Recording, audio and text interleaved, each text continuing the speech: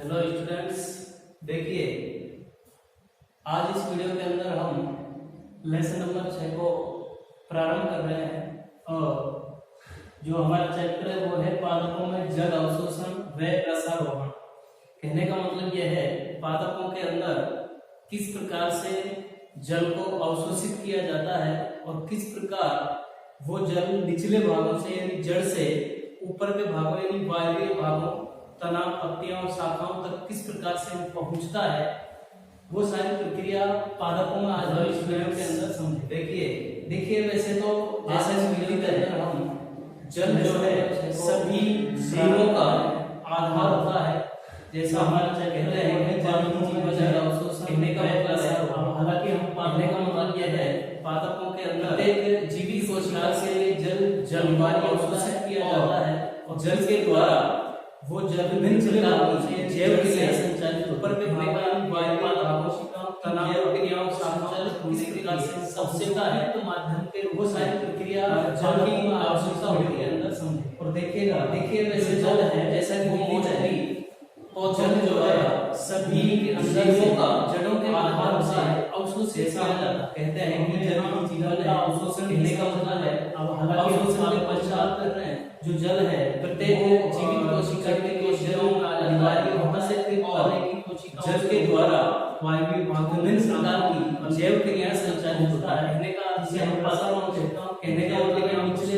जड़ से नीचे उपयुक्त माध्यम के प्रकार चढ़ता है जल की आवश्यकता होती है। और रसारोहण की देखिएगा इस जो जल है के अंदर मोस्टली की कोशिश करें पौधों के द्वारा भूमि के अंदर से जड़ों के माध्यम से देखें तो जल का अवशोषण किया जाता है। तो हमें क्या है वर्षा अवशोषण भी समझ, लेकिन वर्षा जल में अवशोषण के पश्चात जो जल है वर्षा जल में देखिए जड़ की कोशिकाओं में आ जाता है, वहां से फिर तले की वर्षा का अधिकांश जल वायवीय भागों में सागरों जल कंपोज में पहुंचता है जिसे हम रसारोहण कहने का मतलब है निचले जड़ से एक ऊंचे के भागों से ये वायवीय जल भी चढ़ता है पहुंचता है जल वो रसावाहित होकर निकल जाता है नदी चैप्टर के अंदर समझने की कोशिश करेंगे। ठीक है, पहले तो पूर्ण देखिएगा इसका उपयोग नहीं, वैसे देखें तो जल का अवशोषण है वो क्या है वर्षा जल देखिएगा, लेकिन वर्षा जल वही जल के अलावा जो जल मृदा के द्वारा अवशोषित किया जाता है जब तेज वर्षा होती है किया जाता है उसमें भी वर्षा का अधिकांश जल बह जल की कुछ मात्रा गुरुत्वीय बल के द्वारा एक स्तर को पार कर जल के नीचे तक घूमने का मतलब ये है ये वाहित जल वो जल पौधों के उसको हम गुरुत्वीय जल ये प्रवाहित होकर के निकल जाता है नदी नालों के माध्यम से और ये गुरुत्वीय जल है पहले भी पौधे इसका उपयोग नहीं करता है, पौधे इसका अवशोषण नहीं करते हैं, अभी पौधे अवशोषण देखिएगा वही जल के अलावा जल मृदा के द्वारा अवशोषित किया जाता है, पौधों के द्वारा अवशोषित किया जाता है उसमें भी कंडीशन अलग अलग है। पौधे काम में लेते जल की कुछ मात्रा जल आती है जिसके द्वारा कैसी स्तर को पार करके के नीचे तक भूमि में चली जाती है। गुरुत्वीय जल ज्यादा निचले स्तर जल चला जाए उसको हम गुरुत्वीय जल ही बोलते हैं और एक जल की मात्रा वो है ये गुरुत्वीय जो जल है मृदा कणों के लिए भी पौधों के लिए वो ज्यादा नीचे नहीं होता है। कहने का मृदा कणों के पे जल का भी पतले अवशोषण के रूप में पतली परत के रूप में वो कौन सा जल जमा रहता है जल की वो कौन सी राशि है और उस जल को हम केसी का जल कहते हैं। यही वो जल है जिसका केवल काम लेने से द्वारा तो एक जल आता है इसको केसी का ये कहा जाता है। वैसे तो ये चीज समझ लेने के बाद कोई उपयोग नहीं हुआ। गुरुत्वीय जल जो ज्यादा नीचे से कहा केसी का जल जो हो गया है जड़ नीचे जाती है उनका उपयोग नहीं होता। एक जल की मात्रा वो है जो मृदा के बीच का उपयोग करते हैं। आप बहुत ज्यादा नीचे वायु जल जो बहकर मृदा कण के उसमें पतली गुरुत्वीय जल के रूप में ज्यादा गहरा चले रहता है जमा रहता है रुकता है बचा केसी जल को हम केसी जल में कहता है। केसी जल यही वो जल है जिसका केवल पौधों के द्वारा भी किया जाता है। ठीक है, यही केवल वो जल है जिसका पौधों के द्वारा ये चीज समझ लेने के बाद किया जाता है उपयोग किया जाता है। ठीक है, मैंने कहा केसी का जल के बारे में मोस्टली चर्चा करेंगे और देखिएगा कैपिलरी वाटर जो वायु है उपयोग है आपको जिसके वायु जल जो किस प्रकार से अवशोषित किया जाता है उसके जल जो ज्यादा गहराई में चलने से भाग जीवित है जिनके द्वारा जल का जल जैसा कि मैंने बताया कैसे का काम पतली किया जाता है के रूप में अब वैसे देखें तो सामान्य तौर पर हो जाते हैं और अवशोषण का काम जब है जिसका के द्वारा अवशोषण का काम पाचन की जड़ों के द्वारा उपयोग किया जाता है ना, ठीक है। लेकिन एक बात हम एसी के जल के बारे में चर्चा करेंगे और देखिएगा हाँ जो पादप होते हैं उनमें इस एसी में जल को किस प्रकार से अवशोषित किया जाता है, इसका कैसे उपयोग किया जाता है, कौन से भाग कौन से अंग हैं जिनके द्वारा इस जल को अवशोषित करने का काम किया जाता है। अब वैसे देखें तो देखो सामान्य तौर पर हम जानते हैं कि हम सामान्य अवशोषण का काम सरल जड़ों के द्वारा होता है ना। लेकिन एक बात है ना सामान्य चर्चा वगैरह अवशोषण करने वाले हाँ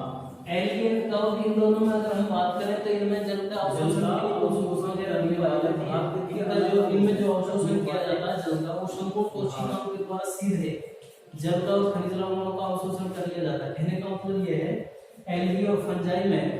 जो पादप काय है उसकी जो कोशिकाएं हैं वो सीधे अवशोषण कर देखिए हम सामान्य सरल चौदह होता है सरल पौधों की बात अब हमने ब्रायोफाइटा की बात करें ये किसके अंदर आती है थैलोफाइटा के अंदर है ना। ब्रायोफाइटा की बात करें तो ब्रायोफाइटा में जल का अवशोषण के लिए कोई मूल वगैरह नहीं पाई जाती है जिनको इनमें जो अवशोषण किया जाता है जल का वो संपूर्ण कोशिकाओं के द्वारा कहने का मतलब है जल का खनिज लवणों पौधे का काय भाग होता है उसके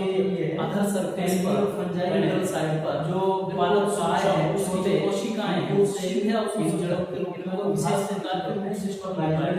ठीक है। अब हमने ब्रायोफाइटा सीधे जल का अवशोषण किया इसके अंदर आगे ब्रायोफाइटा विशेष प्रकार प्रॉपर ब्रायोफाइटा की बात नहीं हो पाई तो ब्रायोफाइटा में से अपर फाइटा की बात करें पाइथन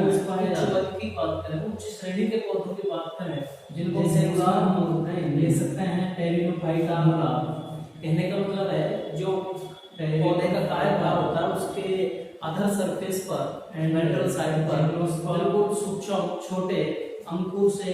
इन जड़ों के रूप में उभार से निकले होते हैं जिनको राइजोइड एंजियोस कहा जाता है उनके द्वारा सीधे जल का अवशोषण कर लिया जाता है। यानी बहुत विकसित प्रकार की प्रॉपर सभी तीनों श्रेणी के जो पौधे हैं अब यदि हम इससे बजाय इनके की बात करें पौधे में उच्च वर्ग की बात करें उच्च श्रेणी के टेरिडोफाइट जिम्नोस्पर्म जैसे हम इन पा सकते हैं टेरिडोफाइटा विशेष खास प्रकार की विकसित प्रकार की जटिल फाइबर तंत्र का विकास हो जाता है।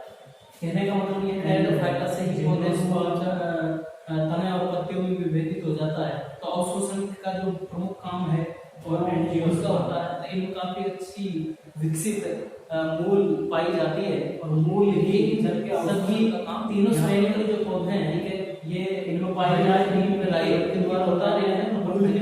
उच्च श्रेणी के कंसेप्ट की जा सकते हैं। तो देखिए टेरिडोफाइट और जिम्नोस्पर्म में अब देखिए जब हम बात करते हैं कि सभी मूल के साथ अवशोषण होता है तो हम चर्चा मूल तंत्र का विकास भी अब कहने का मतलब ये है टेरिडोफाइटा से होते हैं अवशोषण करने वाला लाभ तने और पत्तियों में विभेदित हो जाता है। तो अवशोषण रूट का प्रमुख काम है वो मूल का होता है द्वारा अवशोषण होता है विकसित रूट में भी कंडीशन पाई जाती है रूट के बीच सभी भागों का काम समान रूप से अवशोषण का काम नहीं पाई जाती है समान रूप से औजार में तो मूल के द्वारा भी हम अलग भागों में बांटते हैं बस समझ में आ गया कि भाग होते हैं वैसे हम कथन हुआ कि मोटे तौर पर दो भाग अवशोषण बांटा गया है। चर्चा यहाँ मूल के दो भागों में भी बताया गया है हमने क्या करने वाले भाग एक तरुण अवशोषण करने वाला भाग हमारे पास आ गया मूल एक को तरुण रूट आ गया रूट के द्वारा अवशोषण होता है ना और दूसरा रूट में भी कंडीशन है तो बताया रूट के भी सभी भाग समान रूप से अवशोषण का काम नहीं करते हैं समान रूप से तरीके से जो क्षेत्र होता है वो भी हम अलग अलग भागों में बांटते हैं। इनमें से भी भाग होते हैं दोनों जैसे तो जो अवशोषण के द्वारा दो भाग किया जाता है में बांटा गया है क्षेत्र के द्वारा नहीं उनके दो भागों के द्वारा किया जाता है। आपको याद रखना है इनमें एक तरुण क्षेत्र एक परिपक्व क्षेत्र अवशोषण का काम तरुण क्षेत्र करता है। क्षेत्र तरुण का मतलब युवा नया जो भाग मूल का जो नया भाग है युवा भाग है तरुण भाग परिपक्व अवशोषण होता है उसके द्वारा अवशोषण सर्वाधिक किया जाएगा। परिपक्व क्षेत्र अवशोषण नहीं करता है कारण क्या है, इस तरीके से जो क्षेत्र होता है बलहारी तरुण क्षेत्र वो जमा हो जाता है, जिससे इनमें से भी इन दोनों क्षेत्रों में कोशिकाओं की जो अवशोषण परमिएबिलिटी जो किया जाता है परमिएबिलिटी क्षेत्र की पारगम्यता जो तरुण क्षेत्र कम हो जाती है, जिससे आप जल का अवशोषण नहीं हो पाता। मूल कहने का मतलब ये है मैक्सिमम अवशोषण का काम तरुण क्षेत्र बिगिनिंग एंड सुपेरियर मतलब बढ़ावा नया जो भाग मूल का जो नया भाग है युवा भाग है तरुण भाग है उसमें अवशोषण उसके द्वारा अवशोषण सर्वाधिक किया जाएगा, लेकिन परिपक्व क्षेत्र अवशोषण नहीं करता है। कारण क्या है, परिपक्व क्षेत्र में कुछ पदार्थ हैं वो जमा हो जाते हैं, इससे कोशिका यूनिफिकेशन एंड सुपराइजेशन हो जाता है। कोशिकाओं की जो परमिएबिलिटी है जैसे परमिएबिलिटी जो है पारगम्यता है वो कम हो जाती है, जिससे आप जल का अवशोषण नहीं। कहने का मतलब ये है कि इस क्षेत्र में नाम जमा होने के कारण बिगिनिंग एंड सुपेरियर जो पदार्थ है और एपार्बिक कोशिकाएं जल का अवशोषण नहीं कर पाती। इसलिए आपको ध्यान रखना है परिपक्व क्षेत्र तो अवशोषण करेगा ही, लेकिन विशेष रूप से आपको ध्यान रखना है। ठीक है, बचा हमारे पास नया क्षेत्र युवा क्षेत्र तरुण क्षेत्र, ये दो पदार्थ ऐसे हैं लिक्विफिकेशन हो जाए सुपराइजेशन हो जाए तो रह जाएगा। तरुण क्षेत्र को भी हम अलग अलग जगह जो बांटते हैं, परिपक्व क्षेत्र पुराना क्षेत्र है जो पहले बना पर देखेगा हुआ है उस युवा क्षेत्र को अलग से मार्कर जमा होने के कारण कोशिकाएं क्या हो जाती है एपार्बल में हो जाती है और एपार्बल में कोशिकाएं जल का अवशोषण नहीं कर पाती। इस प्रकार से आपको ध्यान रखना करेंगे परिपक्व क्षेत्र तो अवशोषण करेगा ही नहीं। एक जड़ देखो सामान्य तौर पर ऐसा होना है। ठीक है, बचा हमारे पास नया क्षेत्र युवा क्षेत्र में तरुण क्षेत्र नॉर्मल ये केवल अवशोषण करता है, इतना आपको याद रह जाएगा। अब तरुण क्षेत्र को भी हम अलग अलग भागों में बांटते हैं, इसमें अलग अलग क्षेत्र में दिखाया जाएगा। तो यहाँ पर देखिएगा हम युवा क्षेत्र को अलग से मार्क करके फिर आंसर करने की कोशिश करते हैं और एक आवरण इस तरीके से पाया जाता है। प्रत्येक बिंदु को इसी प्रकार से आप समझने की कोशिश करेंगे। एक जड़ देखो सामान्य तौर पर ऐसा होता है, इस तरीके से लगी होती है। जड़ का मैं नॉर्मल यहाँ सारी कोशिकाएं बनाता हूँ यहाँ पर इस तरीके से और यहाँ सारे अलग अलग क्षेत्रों को यहाँ दिखाया निकले होते हैं। यहाँ पर डिवाइडिंग सेल्स लगी होती है वो सभी रूप से और एक तरीके से पाया जाता है, जिसको मैं ब्लैक कलर यहाँ पर बड़ी कोशिकाएं परिपक्व क्षेत्र। एक सामान्य जड़ की हम बात करें, देखें चित्र में आपको आप देख पा रहे हैं जैसा कि इस तरीके से लगी होती है। यहाँ सारी कोशिकाएं क्या होता है नीचे नीचे में जो आवरण है इसको मूल को यहाँ सारे इससे ऊपर जो सघन कोशिकाएं दिखा रखी हैं ये सीड्स है, मूल सीड्स आगे मूल लगा सकते हैं और ये सारा ऊपर का जो विभीकरण क्षेत्र है जिसको मैं ब्लैक करके दिखा रहा हूँ ये पूरा परिपक्व क्षेत्र। एक सामान्य जड़ की हम बात करें, देखें चित्र में आपको आप देख पा रहे हैं जैसा कि और ये परिपक्व क्षेत्र है। इसमें क्या होता है नीचे नीचे में जो आवरण है इसको मूल को बोलते हैं। ठीक है, इससे ऊपर जो कंडीशन आपको समझ में आ गई ये देखिएगा, इनसे गौर करना है आपको। इस तरीके से सामान्य मूल जिसमें ये नीचे नीचे आवरण दिखाया गया है ये वाला, इसको मूल भोग बोलते हैं, रूट कैप। और रूट कैप का मतलब है मूल का जो शीर्ष भाग है हो गया उस शीर्ष भाग को ढक कर के रखने वाली ढक्कन या टोपी नुमा स्ट्रक्चर परिपक्व, इसीलिए मूल कोप या रूट कैप इसको बोलते हैं। और इसका काम केवल इतना है जो मूल शीर्ष की डिवाइडिंग सेल्स है जो तक वाली कंडीशन आप समझ में आ गई होगी। देखिएगा लगातार विभाजन करना है, नई कोशिकाएं इस तरह से बनती रहती है जिसमें वो कोशिकाएं नीचे आवरण में दिखाया गया है डैमेज ना हो जाए, इसको खराब ना हो जाए, वो बोलते हैं रूट कैप करती रहे। रूट कैप का मतलब है कि ये आवरण शीर्ष भाग है, मूल को शीर्ष भाग वास्तव में ढक के रखने वाली का अभ्यंतरण हो रहा है मूल के शीर्ष या नई कोशिकाओं की कैप बोलते हैं। और इसका काम केवल देखिएगा जो बात करते हैं शीर्ष की डिवाइडिंग सेल्स जो हमारी हुई है मैंने बताया ये कोशिकाएं लगातार विभाजित होती रहती हैं, नई कोशिकाएं धर्मजित होती रहती हैं, कोशिकाएं कोशिकाएं यहाँ पर विभाजित होती रहती है, इसका मतलब नई कोशिकाएं मतलब उनके बीच में नई कोशिकाएं डैमेज ना हो जाए, खराब ना हो जाए, मूल अपनी ग्रोथ की कोशिकाओं में द्वारा उससे सुरक्षा के लिए आवरण के मूल या सीड्स है वो पाया जाता है। नीचे की तरफ योजना में ग्रोथ का अपना कितना रोल है, ये काम मूल सीड्स का मूल के सीड्स को ये समझना है और जो फोकस है ठीक है इस पर जल्दी देखिएगा आपको ये बात समझ में आ रही होगी कि जो यहाँ पर इन भागों के द्वारा मैंने बताया कि कोशिकाएं मेरिस्टेम का अवशोषण सी लगातार विभाजित होते रहती है, अवशोषण कोशिकाएं की तरफ बनेगी, मूल को नई कोशिकाएं बनेगी तो मूल के सीड्स यहाँ थोड़ी लंबी कोशिका के द्वारा होगी, छेद कोशिकाएं की तरफ से तो मूल के सीड्स है वो जैसा नाम से हमें पता चलता है गिरन करना बहुत दीर्घ है ना करना ये काम ये मूल को लंबाई में तो आपको ये समझना है वो हमारा और जो फोकस है खास पर चलिए अवशोषण पर नाम को ये बात समझ में आ जाएगी अवशोषित किया यहाँ पर मिले भाग के द्वारा कोई भी प्रकार का जैसे जल का अवशोषण करना है ठीक है। और उसके बाद जो मूल रोम वाला अवशोषण की वृद्धि करना है इस रोम में सुरक्षा की ये मूल पे ठीक है ये कोशिका है रोम शिकाएं होती है और क्षेत्र में सारा दिखाया गया है निश्चित रूप से हम ये ऐसा नाम से हमें पता चलता है कि उनका क्षेत्र है जदीर मूल करना इसी के द्वारा जलवायु में जो मैक्सिमम काम है जो वो भी कोशिकाओं अधिकांश अवशोषण इस मूल रोम नामक कोशिकाओं के द्वारा जलवायु से किया जाता है। ये कोशिका मूल रोम यहाँ निकले होते हैं अभी और ये कणों के बीच फंसकर उसके बाद कणों के बीच किसी का क्षेत्र आ जाता है जहां पे इसे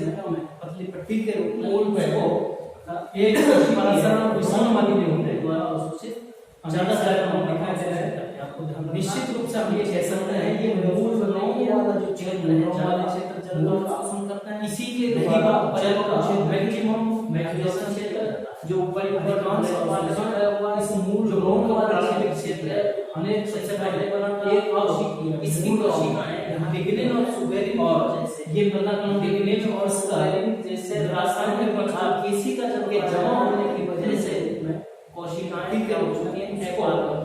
जब परसरण मिश्रण वाली विधि के द्वारा एफआर में हो चुकी ज्यादा से ज्यादा इनके द्वारा जल का अवशोषण संभावित है इन क्षेत्रों के रही कोई समझदार कि आप भाग के हमारे क्षेत्र में जल का अवशोषण अच्छा करता है। रही बात हमारे आपके क्षेत्र क्षेत्र मैग्नीशियम चाहिए जो ऊपर ऊपर दिखाया दिखाया इसके द्वारा आपको जब से समझ आ गया क्षेत्र है अब पहले बना था अब इसकी कोशिकाएं लिग्निन और सुबेरिन की वजह से जल के लिग्निन और सुबेरिन से रासायनिक पदार्थ के जमा होने की वजह से कोशिकाएं क्या हो चुकी हैं अपारगम्य हो चुकी हैं। जब कोशिकाएं दृढ़ हो गई हैं अपारगम्य हो चुकी हैं तो इनके द्वारा तो जल का अवशोषण संभव ही नहीं है ठीक है। इसलिए मैंने बताया तरल भाग करता है तरल भाग में मूल रोम वाला क्षेत्र करता है तरल भाग पे अन्य क्षेत्र जो नीचे दिखा है ये वृद्धि करता है